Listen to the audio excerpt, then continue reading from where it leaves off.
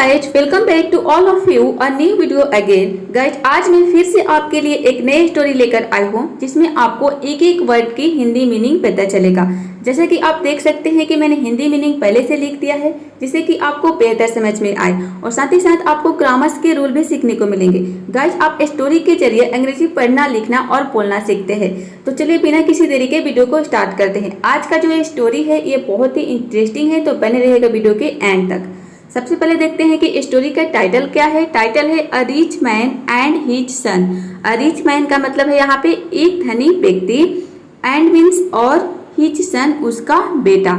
ये एक धनी व्यक्ति और उसका बेटा की कहानी है। अब देखते हैं कि कहानी क्या है। A rich man's son was graduating in the college.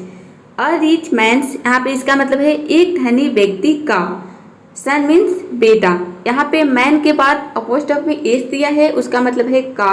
एक धनी व्यक्ति का बेटा, वॉज मीन्स था, ग्रेजुएटिंग यानी कि स्नातक कर रहा। वह स्नातक कर रहा था, ग्रेजुएशन कर रहा था। इन का मतलब है में, कॉलेज यानी कि कॉलेज। वह कॉलेज में स्नातक कर रहा था मतलब ग्रेजुएशन कर रहा था। फॉर मंथ्स, यहाँ पे फॉर का मतलब है से, मंथ्स यानी कि महीनों। महीनों से the son was asking his father for a new car. The son means लड़का, वॉज मीन्स था, आस्किंग का मतलब है मांग रहा। यहाँ पे आस्क फॉर ये एक साथ आया है। आस्क फॉर का मतलब होता है मांगना, तो यहाँ पे है आस्किंग फॉर मतलब मांग रहा। वॉज आस्किंग फॉर मतलब मांग रहा था। हिज फादर अपने पिता से, फॉर यहाँ पे फॉर तो हो गया, आस्क के साथ आया है, इसका मतलब है फॉर आस्किंग फॉर मतलब मांग रहा था क्या, अ न्यू कार एक नया कार। वह महीनों से अपने पिता से एक नया कार मांग रहा था। नोइंग का मतलब है जानकर, दैट मीन्स यह। नोइंग दैट का मतलब है यह जानकर। हिज फादर मीन्स उसके पिता, had more than enough money. यहाँ पे हैड का मतलब है उसके पिता के पास था। यहाँ पे हैड का मतलब है पास था। मोर देन एनफ इसका मतलब है जरूरत से ज्यादा, मनी यानी कि पैसा।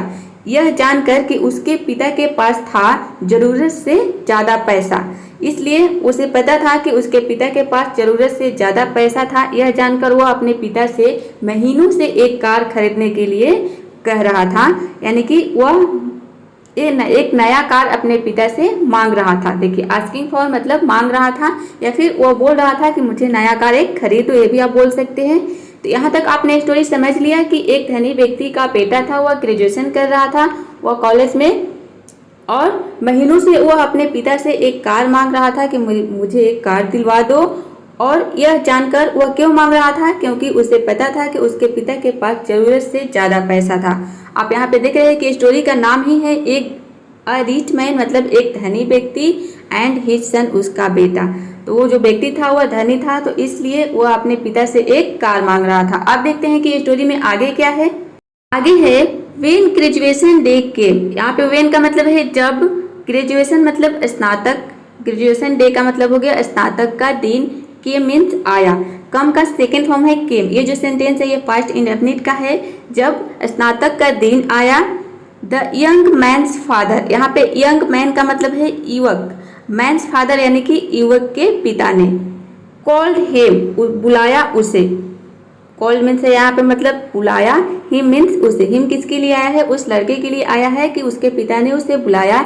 इनटू द स्टडी यानी कि अध्ययन, इनटू का मतलब है में, द स्टडी मतलब है यहाँ पे अध्ययन कक्ष। यहाँ पे स्टडी रूम होना चाहिए लेकिन रूम नहीं दिया है, तो इसका मतलब है अध्ययन कक्ष में उसे बुलाया। किसको, अपने बेटे को। पिता ने अपने बेटे को बुलाया अध्ययन कक्ष में। The father handed him, the father का मतलब है पिता ने, हैंडेड मतलब दिया। हैंड का मतलब होता है हाथ, लेकिन हैंड का मतलब देना भी होता है, सौंपना भी होता है किसी को कोई चीज।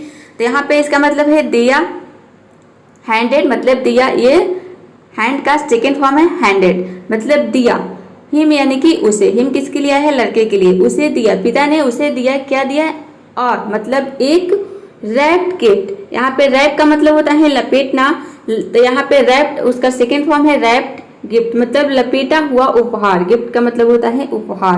पिता ने अपने बेटे को क्या दिया, एक लपेटा हुआ उपहार दिया। एंड, और, एंड का मतलब है और, कंग्रेचुलेटेड मतलब बधाई दी। कंग्रेचुलेट मतलब होता है बधाई देना किसी को। यहाँ पे उसका सेकेंड फॉर्म है कंग्रेचुलेटेड, जिसका मतलब है बधाई दी। पिता ने उसे एक गिफ्ट, लपेटा हुआ गिफ्ट दिया और क्या दिया, और उसे बधाई दिया। The new about to be graduated, यहाँ पे द न्यू का मतलब है नए और अबाउट टू बी का मतलब है होने वाले। यहाँ पे अबाउट टू बी का मतलब है होने वाले, नए होने वाले। ग्रेजुएटेड मतलब स्नातक, नए होने वाले स्नातक। ऑन हिज अचीवमेंट, यानी कि ऑन का मतलब है पर, हिज यानी कि उसके, अचीवमेंट मतलब उपलब्धि, उसके उपलब्धि पर नए स्नातक होने वाले, उसके यानी कि वह स्नातक पास कर लिया होगा तो उसकी उपलब्धि पर उन्होंने क्या दिया, एक लपेटा हुआ गिफ्ट दिया, उपहार दिया और उसे बधाई दी। लुकिंग डिसअपॉइंटेड, यहाँ पे लुकिंग का मतलब है देखकर, डिसअपॉइंटेड का मतलब है निराश, यानी कि निराश देखकर। अब देखते हैं कि आगे कहानी में क्या है। यहाँ तक आपने समझ लिया कि जब स्नातक का दिन आया तो जो लड़का का पिता था उसने क्या किया, उसे दिया, उसे बुलाया, कहाँ पे बुलाया, स्टडी रूम में यानी कि अध्ययन कक्ष में बुलाया और उन्हें क्या दिया, एक लपेटा हुआ गिफ्ट दिया, उपहार दिया और उसे कंग्रेचुलेट किया मतलब बधाई दी।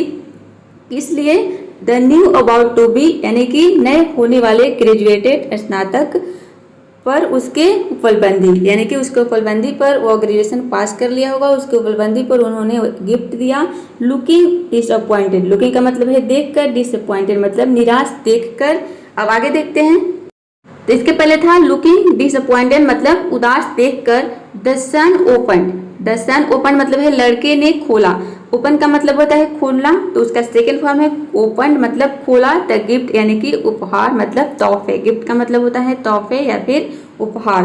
तो उसने क्या किया, उपहार तोहफे को खोला। फाउंड मिला, क्या मिला, यहाँ पे फाइंड का मतलब होता है पाना या फिर मिलना, तो यहाँ पे उसका सेकेंड फॉर्म है फाउंड मतलब मिली। क्या मिली, a lovely leather bound journal with a young man's named embossed on the cover। यहाँ पे देखिए अ लवली मतलब एक सुंदर, लेदर बाउंड का मतलब है चमड़े से बंधी। यहाँ पे होता है बाइंड, BIND, बाइंड का मतलब होता है बांधना। यहाँ पे बाउंड है मतलब चमड़े से बंधी, चमड़े से बंधी, बंधी यहाँ पे जर्नल का मतलब है पत्रिका। उसे क्या मिला, एक सुंदर चमड़े से बंधी पत्रिका मिला। किसको, लड़के को, जब उसने गिफ्ट को खोला।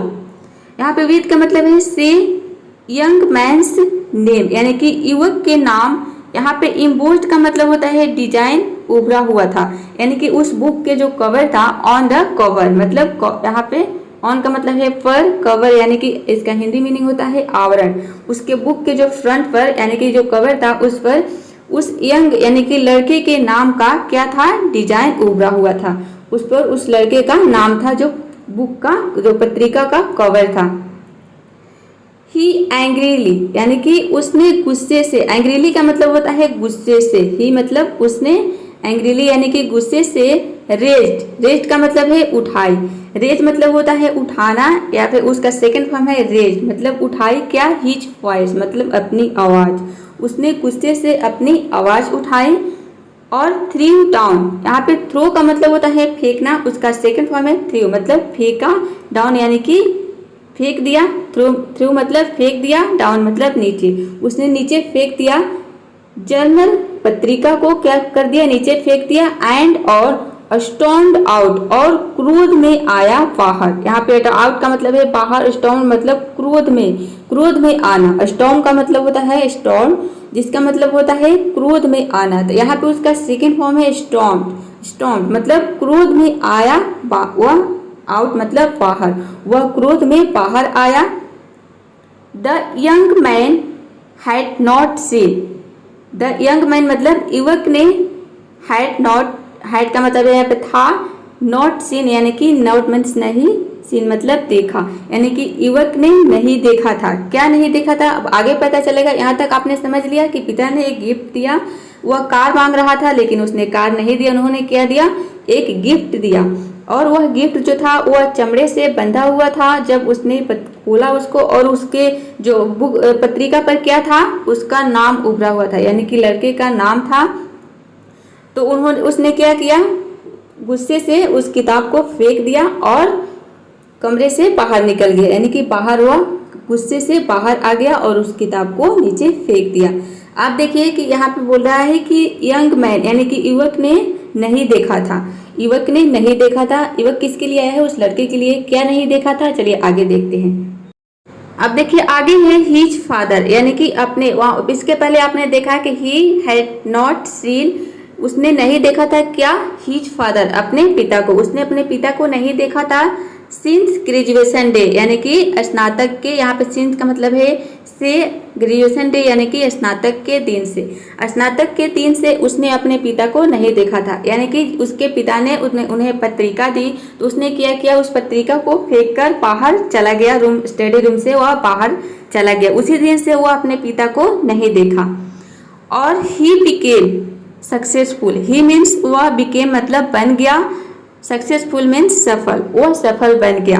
यहाँ पे बिकम का सेकेंड फॉर्म है बिकेम, मतलब वह बन गया सफल, सक्सेसफुल मतलब सफल, वह सफल बन गया। यहाँ तक आपको कहानी समझ में आ रही है कि पिता से वह कार मांग रहा था, लेकिन कार के जगह पे उन्होंने पत्रिका दी और वह पत्रिका फेंक कर वह बाहर चला गया, यानी कि वो घर से शायद बाहर चला गया। तो उसी दिन से उसने अपने पिता को नहीं देखा था, ग्रेजुएशन के दिन से ही। अब देखिए आगे यहाँ पे बता रहा है कि ही बिकेम सक्सेसफुल, वह सफल बन गया, एंड और वॉज वेल्दी, वो एंड मीन्स और, वॉज वेल्दी मतलब धनवान बन गया, लाइक हिज फादर, लाइक का यहाँ पे मतलब है की तरह, हिज फादर यानी कि अपने पिता, वह अपने पिता की तरह धनवान बन गया और वह सफल भी हो गया। With a beautiful home and family, with मतलब यहाँ पे इसका मतलब है के साथ, और ब्यूटीफुल एक सुंदर, होम मीन्स घर, एक सुंदर घर और परिवार के साथ वह धनवान बन गया और सफल बन गया जब वो अपने पिता को छोड़कर गया। तो ही केम टू नो, यानी कि उसे पता चला, यहाँ पे कम टू नो होता है जिसका मतलब होता है पता चलना, तो उसका यहाँ पे सेकेंड फॉर्म है कम का केम, मतलब इसका मतलब हो गया ही केम टू नो, मतलब ही का मतलब हो गया उसे, केम टू नो मतलब पता चला, इसका मतलब है पता चला, उसे पता चला। जब आपको किसी चीज के बारे में अचानक से पता चलता है तो वहां पे आप कम टू नो का यूज करते हैं, तो यहाँ पे उसका सेकंड फॉर्म है केम टू नो, मतलब उसे अचानक से पता चला। हिज फादर, अपने पिता कि उसके पिता, क्या पता चला कि हिज फादर उसके पिता वॉज एजिंग, यहाँ पे वॉज एजिंग का मतलब है बूढ़े हो रहे हैं, उसे अचानक से पता चला कि उसके पिता बूढ़े हो रहे हैं। जस्ट देन, यहाँ पे जस्ट देन का मतलब है तभी, तभी he received a message, he received, he means उसे, रिसीव्ड मतलब मिला, रिसीव का मतलब होता है प्राप्त करना, तो उसका यहाँ पे सेकंड फॉर्म है रिसीव्ड, या फिर यहाँ पे इसका सेंस बैठेगा मिला, तो यहाँ पे उसे मिला, क्या मिला, अ मैसेज, एक संदेश, अचानक तभी उसे एक संदेश मिला, क्या मिला, दैट की his father had washed, his father यानी कि उसके पिता, दैट का मतलब है कि हिज फादर उसके पिता, यहाँ पे हैड, पास्ट का मतलब है, हैड का मतलब है चुके थे, पास्ट मतलब गुजर जाना, पास्ट का मतलब होता है गुजर जाना, तो उसे पता चला, एक संदेश मिला और उस संदेश के जरिए उसे पता चला कि उसके पिता गुजर चुके थे, यानी कि गुजर गए थे। तो यहाँ तक आपको स्टोरी समझ में आ रही है कि वह सक्सेसफुल भी बन गया और वह धनवान भी हो गया, एक ब्यूटीफुल हाउस के साथ, एक फैमिली के साथ, और उसे अचानक से क्या पता चला कि उसके पिता बूढ़े हो रहे हैं, तभी उसे एक मैसेज मिला और उस मैसेज के जरिए उसे पता चला कि उसके पिता गुजर चुके हैं। चलिए अब आगे देखते हैं। कच यहाँ पे थोड़ा सा केम टू नो के बारे में समझ लेते हैं। जैसे कि आपने स्टोरी में जो सेंटेंस देखा वो था he came to know his father was ageing, he came to know मतलब उसे पता चला, केम टू नो का मतलब यहाँ पे है पता चला, हिज फादर उसके पिता वॉज एजिंग मतलब बूढ़े हो रहे हैं। अब देखिए ये होता है कम टू नो, जिसका मतलब होता है अचानक से पता चलना। जैसे कि देखिए यहाँ पे एग्जाम्पल है, मुझे पता चला कि उसकी तबीयत खराब है। अब यहाँ पे देखिए, यहाँ पे की होगा कि उसकी तबीयत खराब है, तो ये बनेगा आई केम टू नो। अब यहाँ पे मुझे पता चला, ये जो सेंटेंस है कौन सा टेंस का है, ये पास्ट इंडेफिनिट का है, तो यहाँ पे कम का सेकेंड फॉर्म का यूज होगा केम, ज़्यादातर इसमें केम का यूज होता है, यानी कि पास्ट इंडेफिनिट में सेंटेंस बनता है। I came to know he is unwell. मुझे पता चला कि उसकी तबीयत खराब है, या फिर सेंटेंस इस तरह से भी हो सकता है कि मुझे अचानक से पता चला कि उसकी तबीयत खराब है। तो दोनों सिचुएशन में इस तरह से सेंटेंस बनेगा। या फिर आप चाहें तो यहाँ पे की के लिए आप दैट का भी यूज कर सकते हैं। आप ये भी बोल सकते हैं I came to know that he is unwell. आप चाहे तो दैट का यूज कर भी सकते हैं और नहीं भी कर सकते हैं, दोनों केसेज में सेंटेंसेज करेक्ट होगा। अब देखिए अगला एग्जाम्पल है, मुझे पता चला कि आज तुम्हारा जन्मदिन है। या फिर ये भी हो सकता है कि मुझे अचानक से पता चला कि आज तुम्हारा जन्मदिन है। तो आप बनाएंगे I came to know it's your birthday today. या फिर आप ये भी बोल सकते हैं I came to know that. यहाँ पे आई केम टू नो के बाद आप दैट का भी यूज कर सकते हैं, that it's your birthday today. तो आप चाहे तो दैट का यूज कर भी सकते हैं और नहीं भी कर सकते हैं। तो आपने समझ लिया केम टू नो के यूज के बारे में। ये होता है कम टू नो, जब अचानक से किसी चीज़ के बारे में हमें पता चलता है तो ऐसे सिचुएशन में हम कम टू नो का यूज करते हैं। चलिए अब आगे देखते हैं। आगे है and he had to return home to take care of the state. यहाँ पे देखिए एंड मीन्स और ही मीन्स उसे हैड टू मतलब पड़ा, हैड टू का मतलब है पड़ा, रिटर्न मतलब वापस आना, उसे वापस आना पड़ा होम घर, उसे घर वापस आना पड़ा। यहाँ पे टू का मतलब है के लिए, टेक केयर मतलब देखभाल, देखभाल के लिए उसे घर वापस आना पड़ा। किस चीज़ की देखभाल, यहाँ पे ऑफ का मतलब है की, स्टेट मतलब संपत्ति, यानी कि संपत्ति की देखभाल के लिए उसे घर वापस आना पड़ा। As the morning sun regretfully. यहाँ पे देखिए रिग्रेट मतलब होता है पछताना, तो यहाँ पे है रिग्रेटफुली, इसका मतलब है पछताता हुआ। एज द मॉर्निंग का मतलब है जैसे सुबह हुआ, सन मतलब बेटा, पछताता हुआ रिटर्न लौटा। रिटर्न का मतलब होता है लौटना, तो यहाँ पे है उसका सेकेंड फॉर्म रिटर्न मतलब लौटा होम यानी कि घर। जैसे सुबह हुआ बेटा पछताता हुआ घर लौटा। ही मीन्स उसने, यहाँ पे ही का मतलब है उसने, बिगिन होता है जिसका मतलब होता है शुरू करना, तो यहाँ पे है बिगैन मतलब शुरू किया। क्या शुरू किया, सर्चिंग यानी कि खोजना या फिर ढूंढना, उसने ढूंढना या फिर खोजना शुरू किया। क्या, थ्रू मतलब द्वारा। His father's important papers, his father's यानी कि अपने पिता के महत्वपूर्ण कागजातों को उसने ढूंढना शुरू किया।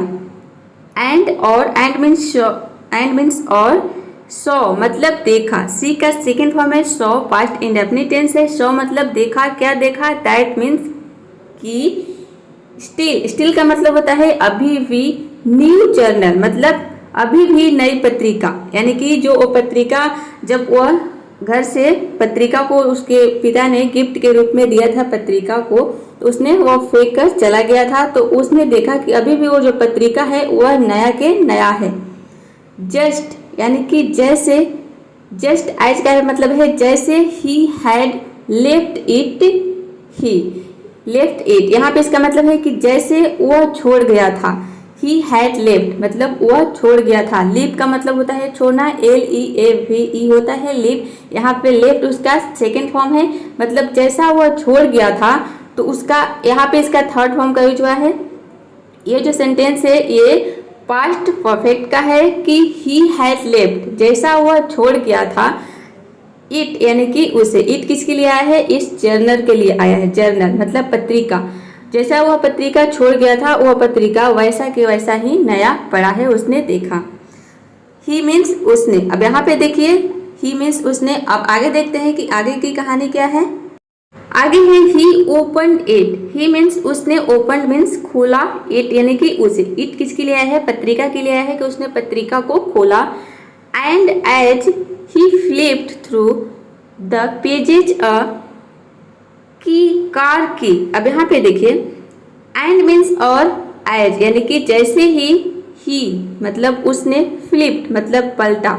यहाँ पे फ्लिप का मतलब होता है पलटना। जब आप किताब या फिर नोटबुक की पेज पलटते हैं तो उसको हम बोलते हैं फ्लिप। फ्लिप का मतलब होता है पलटना। यहाँ पे है फ्लिप्ड, उसका सेकंड फॉर्म है फ्लिप्ड मतलब पलटा, कि जैसे ही उसने पलटा, थ्रू यानी कि के माध्यम से, पेजेज मतलब पृष्ठों, जैसे ही उसने उस पत्रिका को पलटा तो पृष्ठों यानी कि पेजों, पृष्ठों के माध्यम से, पेजेज मतलब होता है पृष्ठों के माध्यम से, थ्रू का मतलब है के माध्यम से, अ मीन्स एक कार की का मतलब है कार की चाबी। ड्रॉप मतलब गिर गया। ड्रॉप का मतलब होता है गिर जाना, उसका सेकंड फॉर्म है ड्रॉप मतलब गिर गया।